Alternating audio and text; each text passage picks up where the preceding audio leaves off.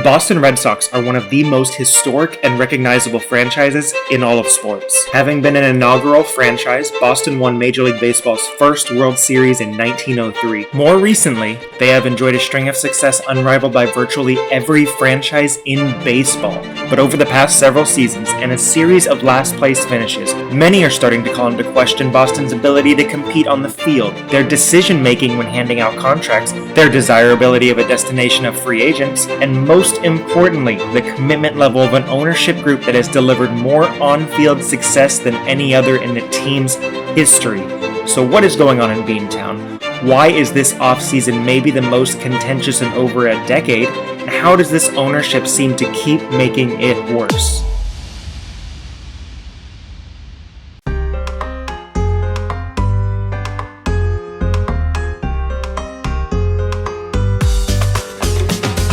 The current ownership group, now known as Fenway Sports Group, is led by principal owner John Henry and chairman Tom Werner, who purchased the Boston Red Sox in December of 2001 for a total price of $700 million. At the time of the sale, this was more than double the record price paid for a Major League Baseball franchise. 3 years prior to this, John Henry had purchased the Florida Marlins for $150 million.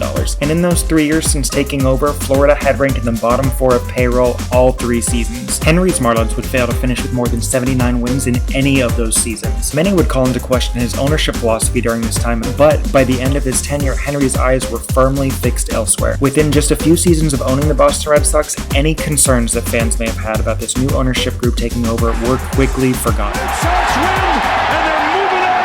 After taking over as owner, Henry's Red Sox enjoyed a string of success unrivaled in the franchise's history. Over the next 10 seasons from 2002 to 2011, the Red Sox averaged over 93 wins per season, made the playoffs 6 times, made the American League Championship Series 4 times, and won 2 World Series championships, breaking the most infamous championship drought in baseball history along the way. During this time, there was a legitimate argument that John Henry may not be just the best team owner in all of baseball, but he may be one of the best owners in sports, period. During that first decade of John Henry's ownership, Fenway Sports Group oversaw a yearly attendance growth from 2.65 million to over 3 million per season. Most impressive about this was that selling that many tickets per season meant that Fenway Park was selling at 101.7% capacity on average. And between May of 2003 to April 2013, Boston sold out every single home game for a streak of 820 consecutive sellouts. All of this would not have even been possible in the first place if it were not for Fenway Sports Group saving Fenway Park from being demolished. In May of 1999, the previous ownership group released plans to build a new stadium designed as a replica of Fenway Park with modern conveniences. This was met with heated debate, but in 2002, after John Henry's ownership group took over, they unveiled a 10-year plan of renovations that would save baseball's most iconic ballpark. But all of this on-field success and goodwill towards the fan base would quickly change as Boston would undergo one of the most disastrous seasons in team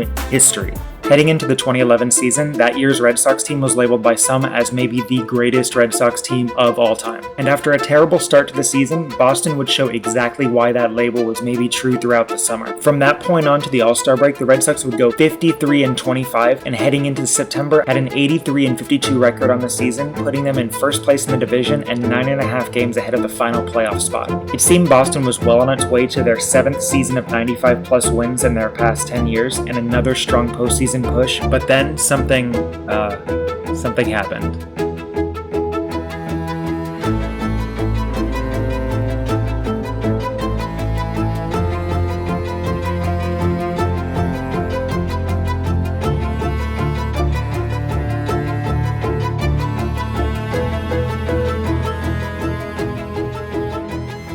In a dramatic season-ending collapse, Boston would suffer a walk-off loss to Baltimore on the final game of the regular season. 5 minutes later, the Tampa Bay Rays would complete one of the most unlikely comebacks in baseball history on the back of a 2-2 line shot down the left field. That ball is gone, and the Rays win it.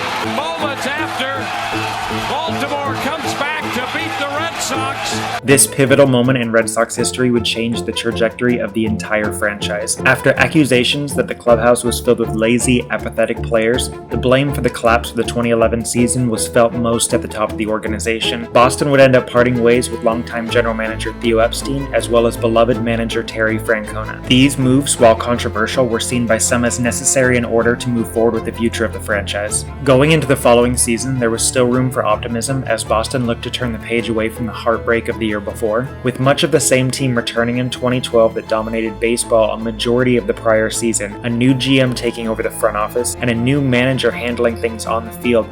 What could possibly go wrong? I don't really understand what Bobby's trying to do, but Bobby Valentine criticized Youkilis early in the year. Do you feel that the coaching staff have been loyal to you? No, that's what I feel. Do you feel that these guys on the staff have undermined you at times? Yes.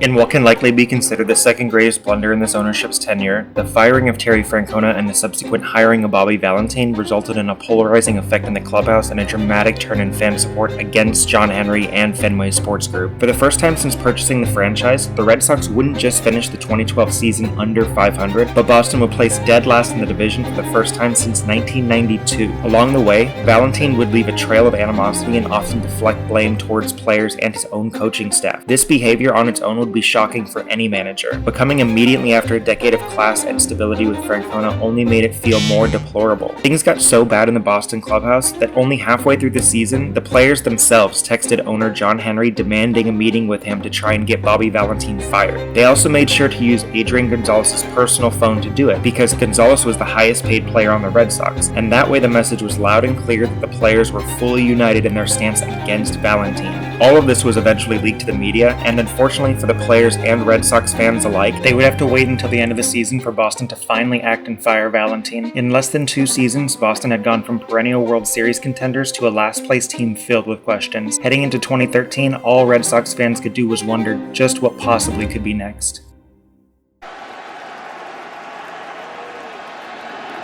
It hasn't happened at Fenway Park for 95 years. The Red Sox are world champions. Oh, okay, sorry, 1 second. I think I have the wrong year.